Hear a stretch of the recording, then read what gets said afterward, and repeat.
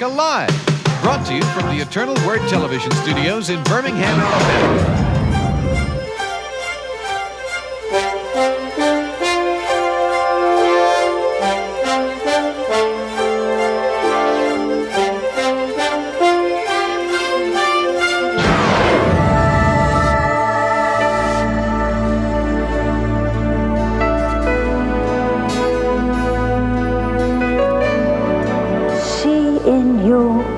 Love, the compassion of Jesus. The most glorious work of all, to praise God in His kingdom. Moved by the Spirit, anyone who lives in love lives in God, and God lives in him.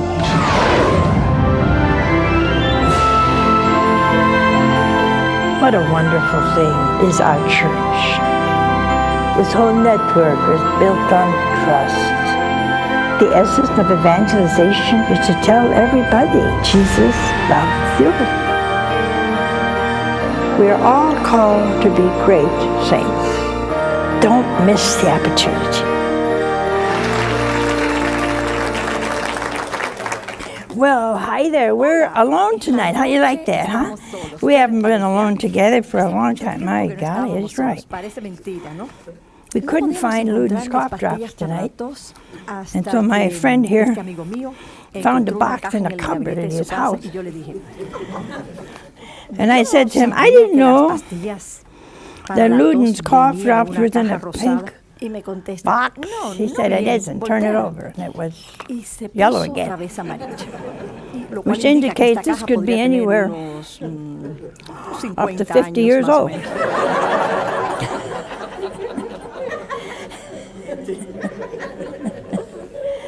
So if you can find a box of Luton, send them to me. See, even this is turned. I mean, these are. I could put this in a museum somewhere.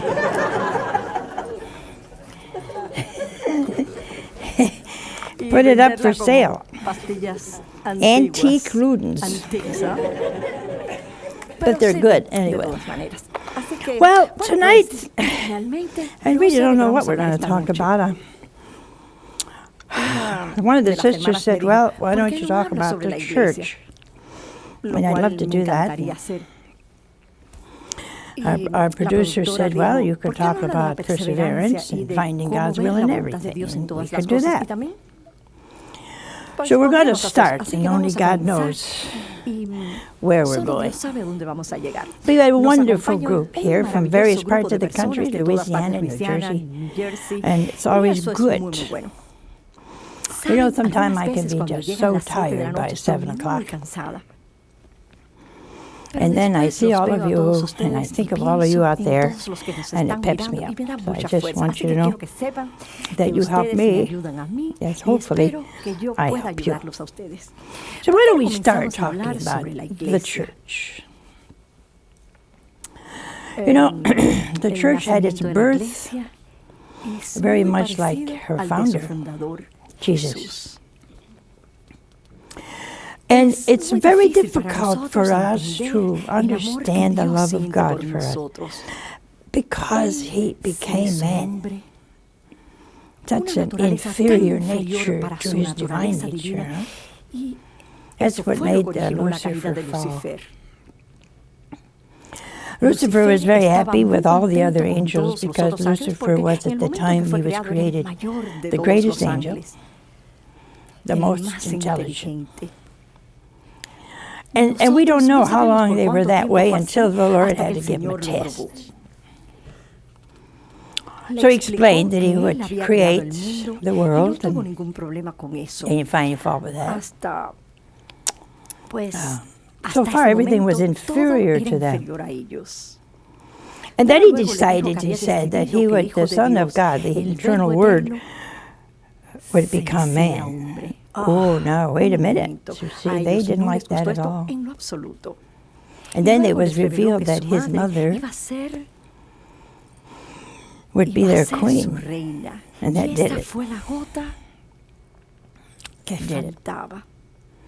So Lucifer begins the great debate. The great debate. And Michael, St. Michael, the great archangel, said, who is like God? In other words, God can do as he pleases. So 2/3 of the angels persevered. 1/3 didn't. So Lucifer was powerful enough, smart enough, to talk 1/3 of the angels out of heaven. Although they were none in heaven, they certainly had many of the joys of heaven. And suddenly, you know what happened? As the most beautiful angel, he became the most ugly. As one of the most intelligent, and he still is, he became hateful. Hated God for doing such a thing to him. And so 1/3 of the angels fell because they would not be obedient. And what did they really say? They really said that the eternal word should become just pure spirit. He was. Anyway, it's God. But they would not obey a man, God. To them, it was below their nature. And man is below the nature of an angel. But because our dear Lord took on our nature, weak, hungry, thirsty, sleepy, tired, we became great. See, we became adopted sons and daughters of God. Oh, we really say that because at Holy Communion, he and I are one. Isn't that great? But you know, when you look around today, you find the same problem. See, we haven't changed much. You find the same problem of nations and peoples saying to God, I will not serve. A lot of feminists say, I will not serve if God is a man. These men don't look too bad to me.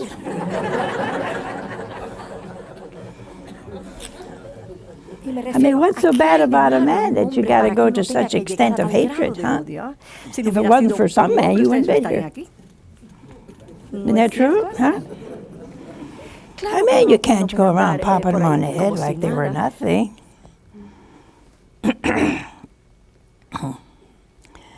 So what is the problem today? Is it so many years, thousands of years? We have the same attitude. I will not serve. In other words, we test the Lord. And we say, well, if the Lord's going to do this, I'm just going to write him off. You can't do that. Why? Because you're going down. Well, we don't talk about hell anymore. Well, you got to talk about it because it's a real place. I don't want you to find out if you're there. You can't wake up some morning and disown God and find yourself in hell and then say, thy godmother was right. And that's exactly what you're going to say, because there is a hell. You can't talk yourself out of it. Because the only you say, well, I'd like to know for sure. The only way you know for sure is when you get there. Like you say, there's no purgatory. Why are you going to say that? You're living in purgatory. You can't even come on this trip without something going wrong. You'll never believe what happened to us. We were going to Akron, Ohio. Some of you know where Akron, Ohio is. Just 20 miles from where I was born, Canton, Ohio. Now, it should not take long to get from Birmingham to Akron, Ohio. Well, we got on the plane. And they said, well, we can't land. We're having some problems. And so from Birmingham, instead of going to Ohio, we landed in Pittsburgh. Pittsburgh. We got off the plane and nobody seemed to care. We were in Pittsburgh. I looked around at everybody else. They seemed calm, cool, and collected.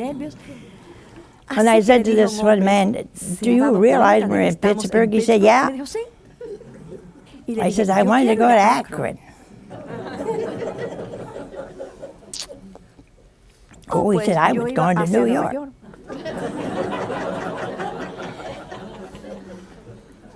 So I asked somebody else, where are you going? He said, "Toledo." I said, "Isn't it funny, we're all in Pittsburgh." So there we were in Pittsburgh, waiting for a plane to go to little old Akron Canton Airport. So we get news at the gate that that plane had a little thing wrong with it. Something wrong with the engine. A little minor item. So they fixed the engine, and we all got on, but it was too full. They wanted volunteers. Well, I was going to sit there. I was not volunteering. It took me 5 hours to get on that plane. So you see all these brave people getting out. So we waited and waited, and then they said there was something else wrong with the plane. So we all got out. Now this is modern living. I paid $300 and some for that ticket. So then they announced it was getting late. We all knew that. And they were going to bus us to Akron Canton. We all got on a bus. So everybody was very quiet. And I said to Sister, "It's kind of quiet in here." I think they're all tired. And I said, "And mad." I mean, there's only one place you could go. That was Akron Canton Airport. And I said, "What happened to the people in Toledo?" He said, "Here I am."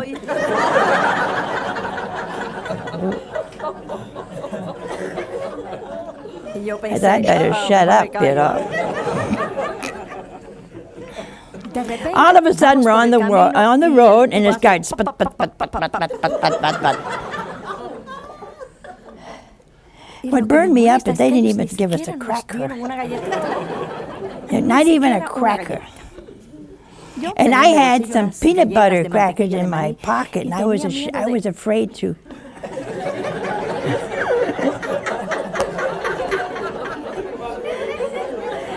I was afraid to start eating for fear the crunch they'd all come after me, you know. Oh dear Lord! So I went and I took that cracker and went.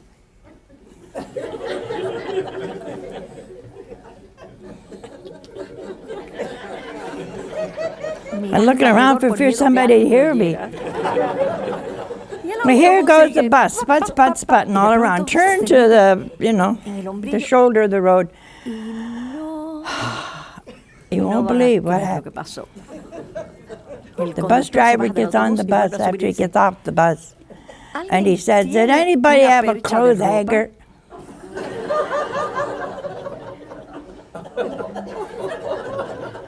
I said, "A what?" He said, "A clothes hanger." I said, "You could have fixed this bus with a clothes hanger?" Yeah, he said, "I can't get in the motor if I don't open it." So somebody got out of the bus, opened the big door, went through his entire suitcase to find a hanger. By this time, I ate the other cracker with all.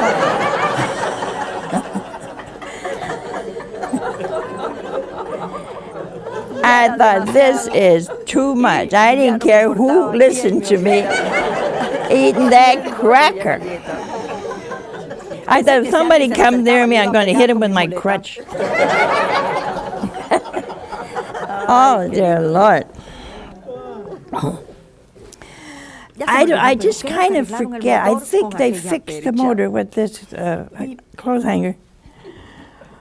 And we got back, everybody got back on the bus, and I think it was 7 o'clock. I could have gone to Europe and all the way back in the time it took to get us to Akron Canton Airport. Now, what has this got to do with the church?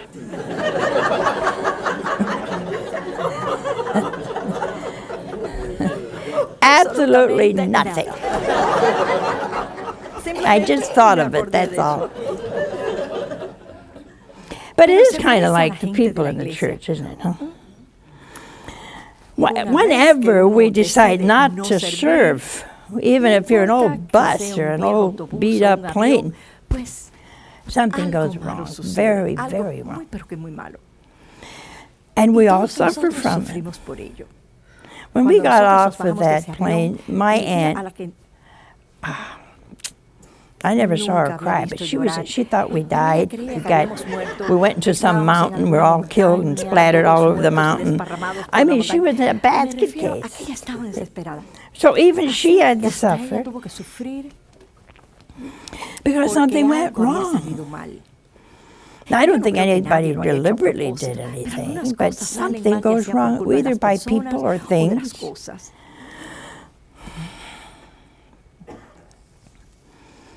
I have a good friend that bought a car and it wouldn't open because the safety lock wouldn't open. It got stuck somewhere in that car. It was so safeguarded, the owner couldn't get in it. So it's been standing there for 3 days, hoping it would be nice and open up. But it didn't. So something went wrong. Then you can't get in your own car. See? We call that a lemon. I don't know why we pick on poor lemons, but that's what we call. A friend of mine had a lemon, and the 3rd day she brought it back. I don't think having a car 3 days is anything wrong with it. I thought you ought to give her a new car, so they wouldn't. So she takes the car and she parks it outside of the dealership and has lemons all over the car. Little stickers. But they gave her a new car.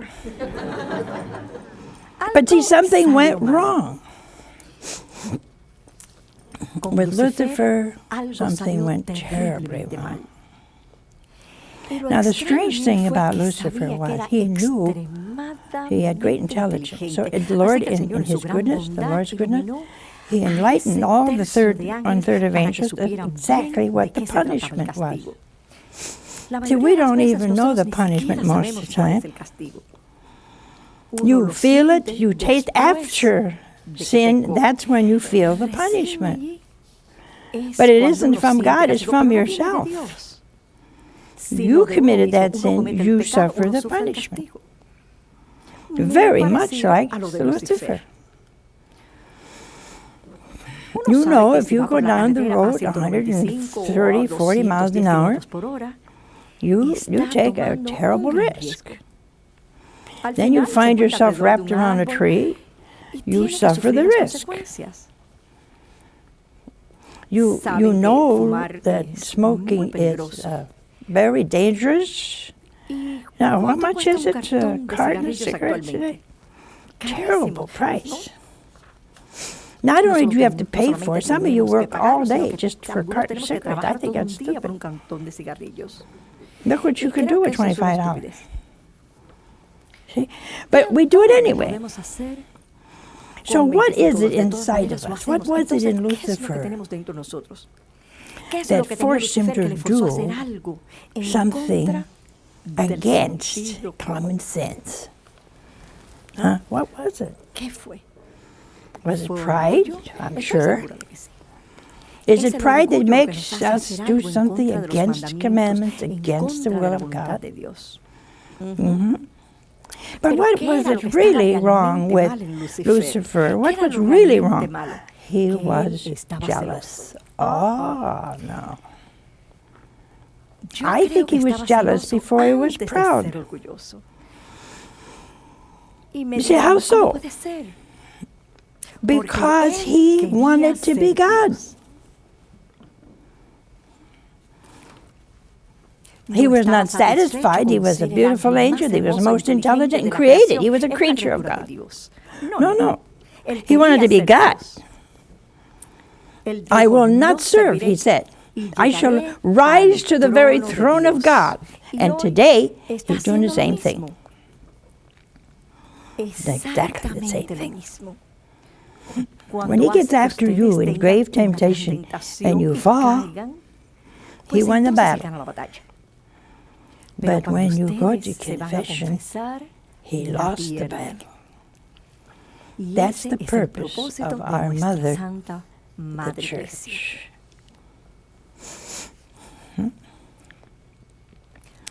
Some of you have lost your faith, huh? Because maybe you were scandalized. You don't like the changes. I don't either. You got disappointed in the church. Somebody hurt you in the church and you left the church. But you can't leave your mother. She's your mother. I say to thee, thou art Peter. Upon this rock I will build my church. How do you like that, huh? I will build my church. Whose sins you shall forgive, they are forgiven. Whose sins you shall retain, they are retained. So the church has great power to forgive or not forgive. And to all of you out there listening to me, and you've fallen out of the church for some reason, even those of you who can't go to sacraments, you could go to Mass. Mm-hmm. It's like, to me, it's like speaking to your mother long distance. But you're speaking to her. See? And somehow, with her motherly heart, she'll get you back. She'll get you back into her arms that we call the church. And you know, the church had its infancy, huh? For 300 years she was persecuted and her followers eaten by lions, and went into that great arena with singing.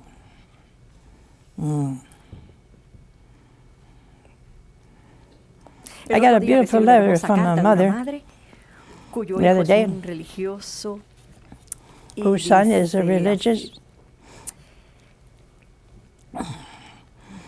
And she said, I pray that one day my son will be a martyr. Well, I don't know many mothers that are praying for that, huh? But she is. Because she knows the greatest thing in the world is to die for our mother, the church. And you know, there are many martyrs today, not only those that are murdered almost every day, somewhere in the world, because they believe in Jesus. But there's the martyrdom of putting up with things that are not right. That's a real martyrdom, because you know it's wrong.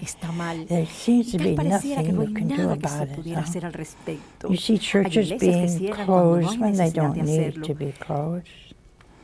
You see beautiful churches torn down and made into parking lots, and then you see these auditoriums put back up. Huh? In fact, they're not even good-looking auditoriums. Hmm? So those hurt. It's like putting your mother in a shack, and you live in a mansion. I think that's how it is, huh? It's God's house, but you can't find God. That's a strange thing today, don't you think? Walk in a church, you can't find the Blessed Sacrament. Sometimes he's behind the altar. Sometimes in the little closets. That hurts. You feel sorry for Jesus, huh? I do. But you know, the church can forgive and does, and she doesn't have to. You say, why? Because some people are not sorry. Let's pretend that somebody hurt you grievously, but they'll never say, I'm sorry. How you feel about that, huh? You don't feel good about it, do you? I mean, it's obvious they really hurt you bad.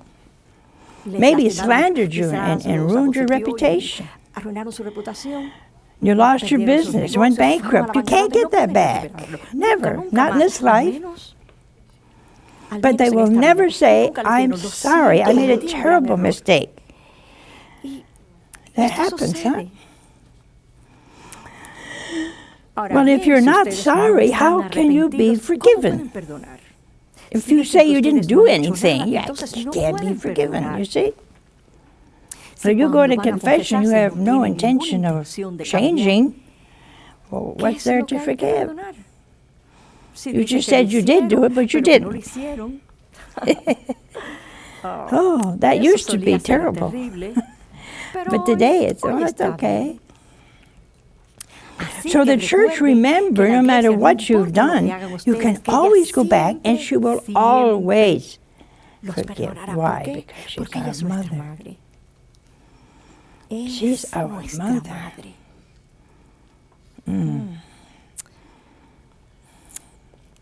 St. Francis de Sales one day said, he said, I'd rather be forgiven by God than my mother. Because he knew the church was his mother. And so the church has had her times of great crisis. Even after Christianity was accepted, well, it was hard. It was hard then to be a Christian. It's hard now to be a Christian. More difficult to be a Catholic Christian. Why? Because we believe in the real presence, and we believe Mary is our mother also. Jesus gave Mary to you and me at the cross. You know, if somebody's dying, you always listen to what their last words are. If you love them. Some people hope to hear, I gave you everything I got.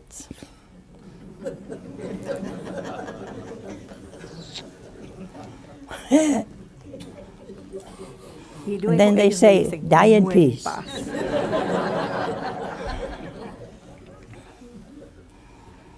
You know, I think one of the strangest phenomena is when somebody dies. And but probably we're never there except when the will is read.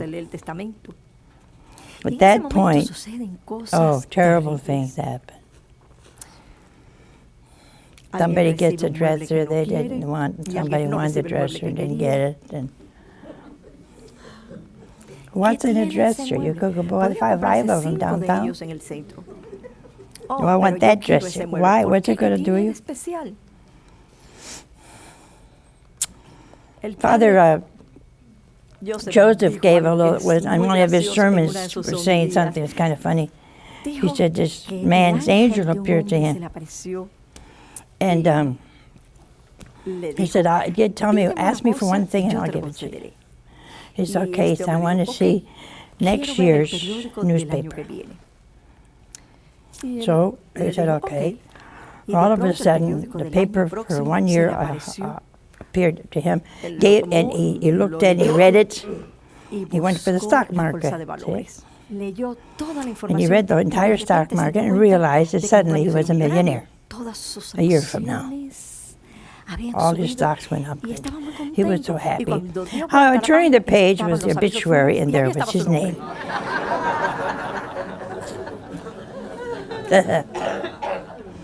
So what happened to him? Nothing. You see, and this our desires are false.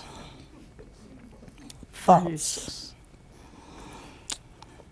And we forfeit our lives. We're willing to forfeit our eternity for nothing. Are you doing that? Are you really in love with Jesus, and do you love the church that forgives and forgives and forgives? You don't need to live this way.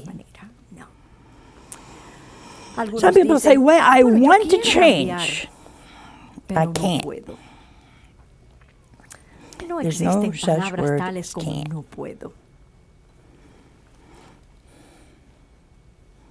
I'm in a bad situation and I can't get out of it.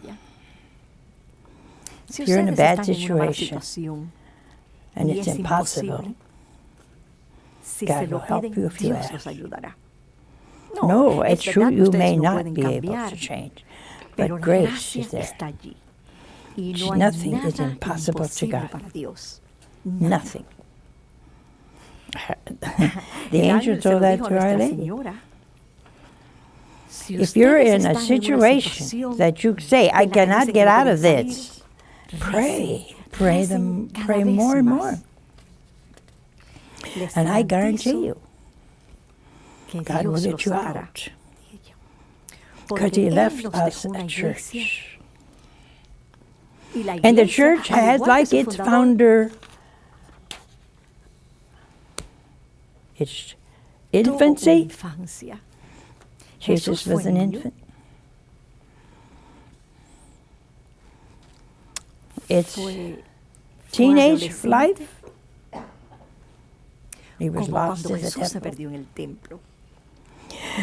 Its adulthood. And the church now, I believe,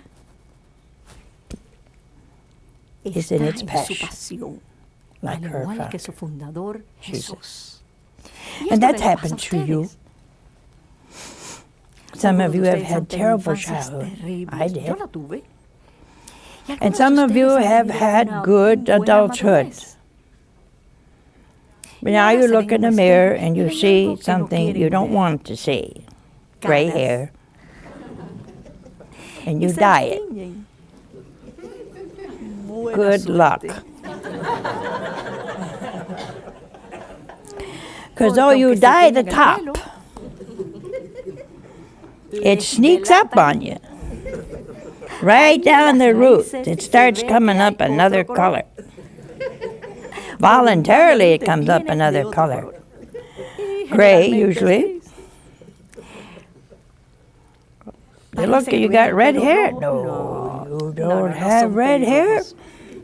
You got black hair. No, you don't have black hair. Because I see white coming back. Your scalp tells the truth. Your hair doesn't tell the truth. So what do? Well, we know. And you know. But you're fighting a losing battle. 3 days after you dye it, by golly, there it is again. Like a thief in the night, you know. And the church has had its wonderful days. And now she has her tragedies, many of them. And our dear Holy Father running around the world, telling everybody the truth. He's a real shepherd. A real shepherd. Because in this day of the church, this age of the church, I think she's never suffered as much. Why? Because she doesn't, well, everywhere in the world she's hated, misunderstood, called a liar, called rash judging. She's called everything you can imagine. but she's still the church. Those within that are within could be traitors, but she's still the church. Those within could do everything possible to destroy her, but she will live forever. There are those in the world that are trying right now, as we speak, to destroy her image, but she'll always be beautiful in the eyes of the Father. There are those who want to destroy her very presence on this earth, and they will tear down her sanctuaries and give half-truth or lies. But she'll be here when Gabriel blows his horn. To some of you, she's dead, but she's never been so alive. To many of you, she's useless. She doesn't increase your bankroll. She's not feeding you. She's not doing any of these things. But she leads you to eternal life. And many of you think, well, she's never explained suffering to me. But she's endured great suffering with a joyful heart.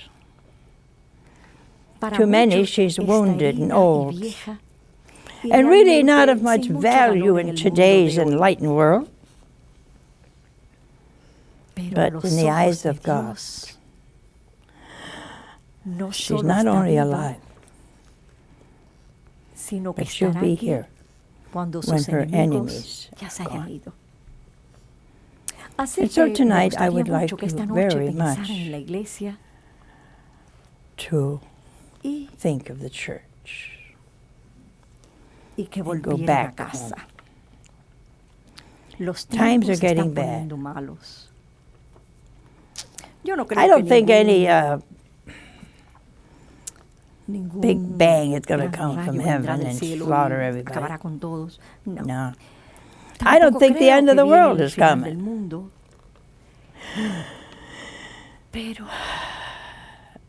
But I think the Lord's going to do something. Because He is the church. And the Spirit governs the church. And I think we are in dire trouble. I think we're in dire need of love, obedience, truth, compassion, and mercy. And only the church can give you those things. You can sing all you want. You can be smart as you want to be. You can be wealthy as you want to be. You can do all of these things. But I can tell you, the one thing you need is forgiveness and the church. And without the church, you cannot enter heaven. You can't. So I say to you tonight, come home. Don't wait another day. So, we have a call. Hello?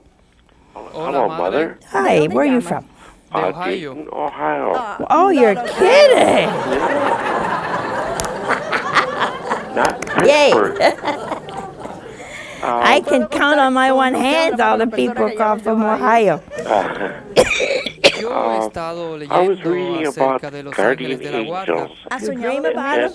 Yes, and nobody ever addressed the fact that or why did Jesus and Mary have our guardian angel? What do you want to know about them? You want to know if they have guardian angels? Well, many of them missed, and we know, for example, I think Gabriel was Our Lady's guardian angel. I think Michael St. Michael, was our Lord's guardian angel, not because they needed one, but because it has been willed by God that all of us have a guardian angel. Don't pay attention to theologians who say that we don't have one. I hope they have a good one. I don't know who's whispering in their ears. But we all have a guardian angel. And since Our Lady was a human and our Lord became God-man, well, they had an angel too. So I think you can console yourself and know that even they had an angel.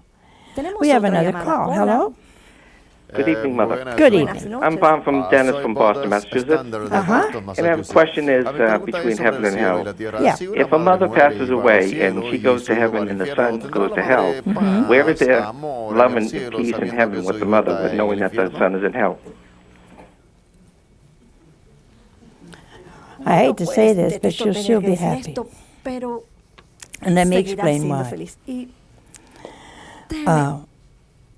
We, in our love for God, are rather selfish. You say, well, what's selfish about your son going to hell? In heaven, see, she will know for sure why he went to hell. She will know for sure he chose hell. God did not send her son to hell. Her son chose hell. Hard for us to understand why anybody would choose hell. But in today's world, we should understand why. I read an article not too long ago about a man who committed the most hideous crimes. And he was not sorry. And a preacher went in to talk to him. He said, my son, you're going to hell. He said, that's okay with me. I don't want to go to heaven. And if you release me, I'll do the same thing. Now, a person like that, are they beyond conversion? No, of course not. God is always ready to forgive.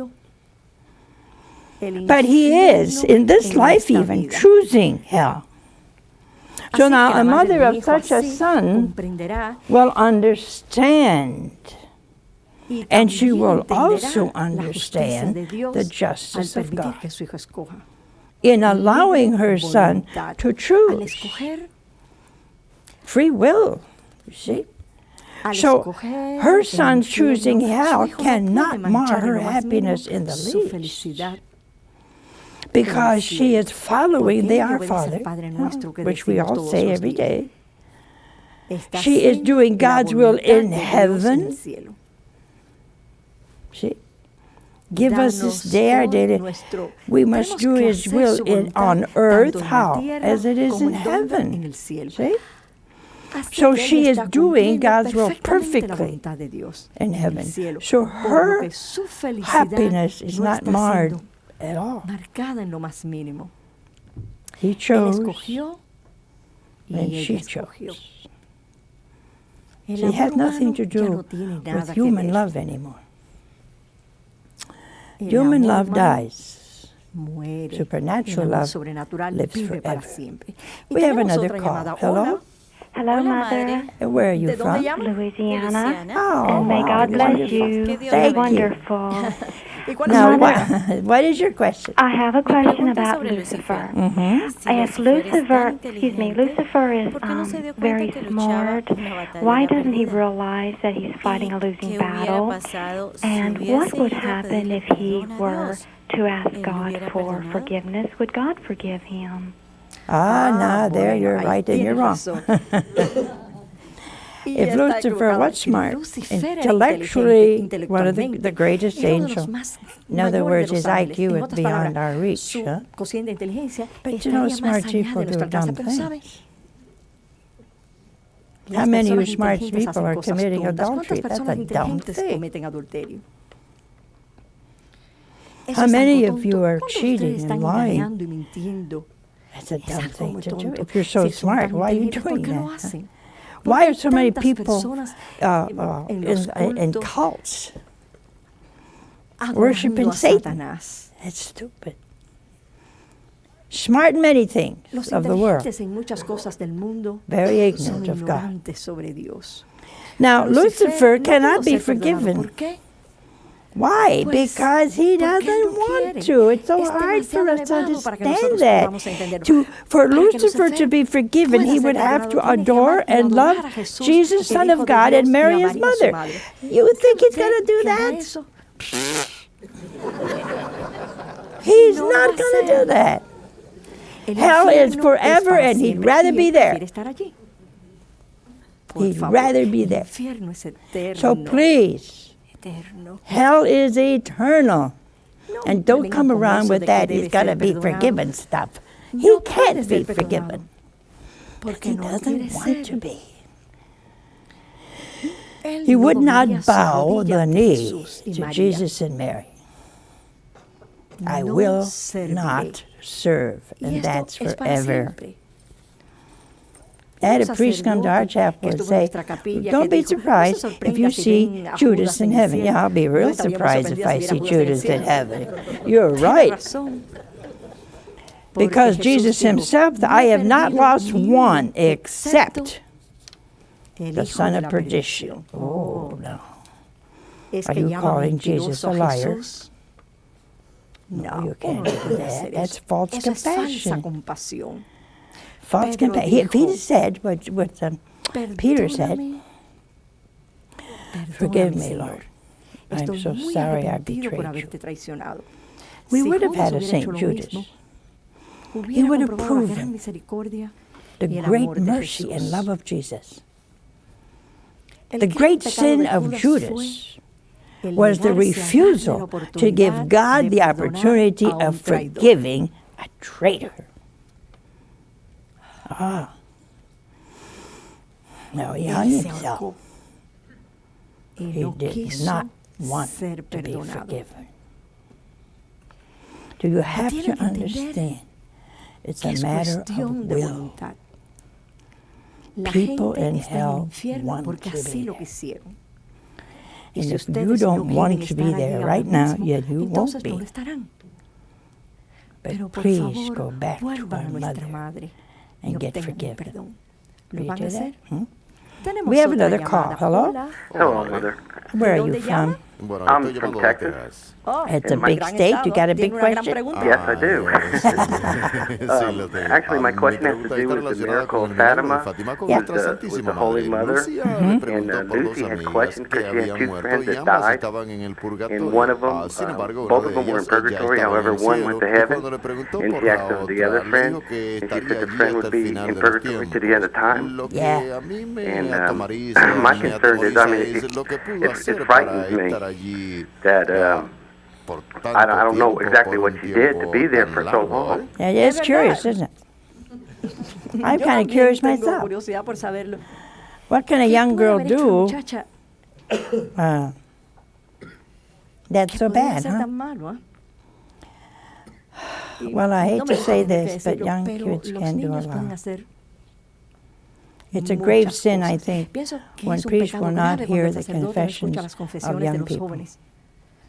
6, 7, 8, 9, 10 years old. I think it's a grave, grave error, and I think it's very serious. Young